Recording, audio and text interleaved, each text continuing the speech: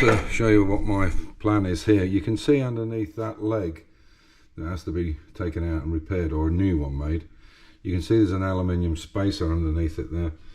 We had that sandblasted, but it's in shocking condition because obviously aluminium against metal, it sweats a lot. And this one here, I mean, it's still solid enough, but a lot of the aluminium is corroded away.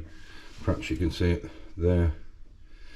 So I did some measurements, and the measurement from the base of this pyramid, or box section, or whatever you want to call it, this yeah, I don't know what's the right word to use for it, this body mount is 36 mil. So I want to get a little bit more height on the cab anyway, and there's a lot of really poor material underneath it. So you can see that how thick the material is, but also how bad it is. So it's rusted quite badly. So my plan is, I've got some 1.5 meter lengths of 40 millimeter, and it's 2 mil thick. This is an old piece I had, but just to give you an idea, you can see there how it would be approximately in line with it there. It might raise the cab up by 1 mil, but I would imagine the underneath of this is rotten as well. So what the idea is to take a piece of box section. So I'll show you exactly what I'm talking about. So this would be, come in and go all the way up. I'll round off the end, and then it would sit against the edge of this chassis. It's not right down here because obviously it's catching on the end. And then what I'll do then is I'll put the same holes in it, and then what I've got here is I've got some tubing. So what I'll do is I'll cut this tubing and insert it into the two holes here and here to line up with these two, and make crush tubes, or anti-crush tubes in fact, which I don't think it'll need because it's 2 millimeter thick anyway. But just to be on the safe side, the cab's on it and it needs to be secured properly. This is the original spacer. You can see it's aluminium, or for our American cousins, aluminum. Yeah, so that's the spacer, and you can see how bad it is. It's even got this spotting point there in the chassis. So what I've done is basically it goes that way. So I have made these holes here.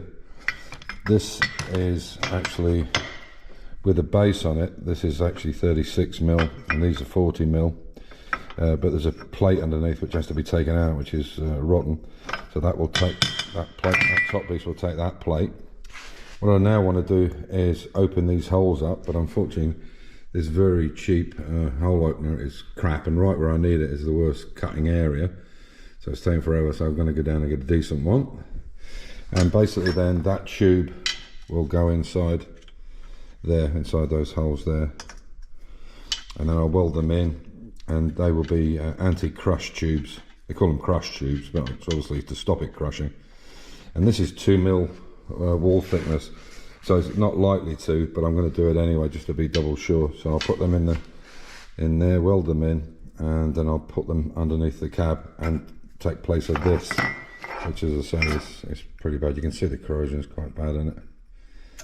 And as I said, there's a piece of steel under it. So once that's taken out, chopped away, put the new leg directly onto it, it should be just about on the money.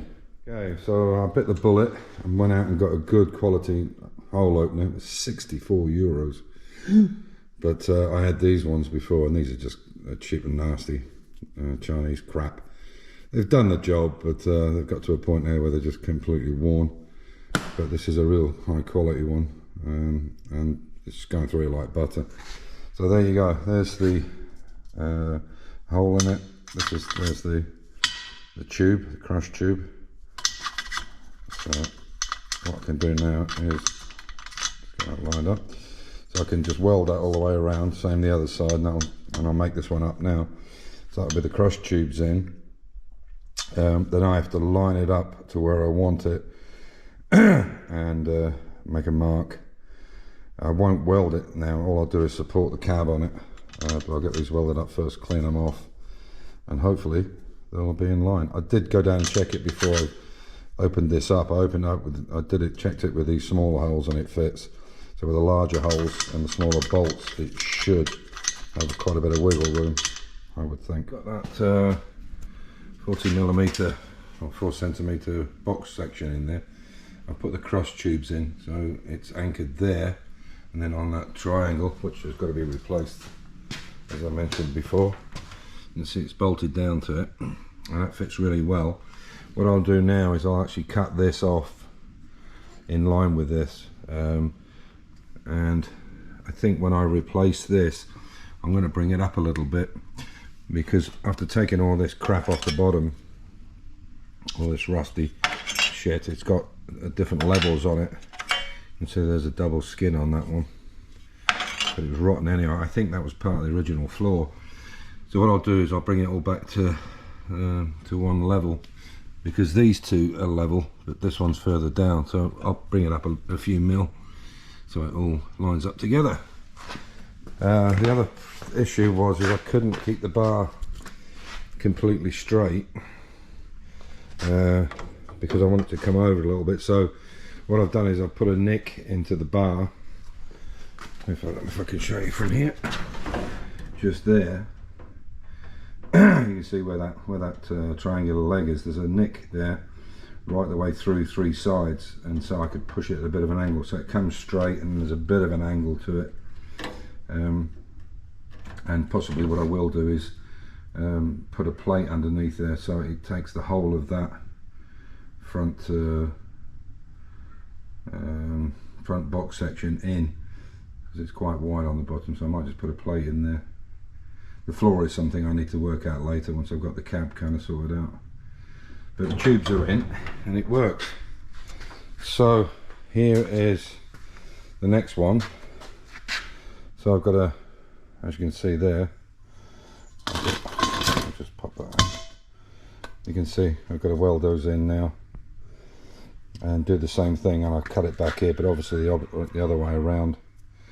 So, and that is exactly the same as that, as you can see, I think. I don't know if you can see down there, you probably can't.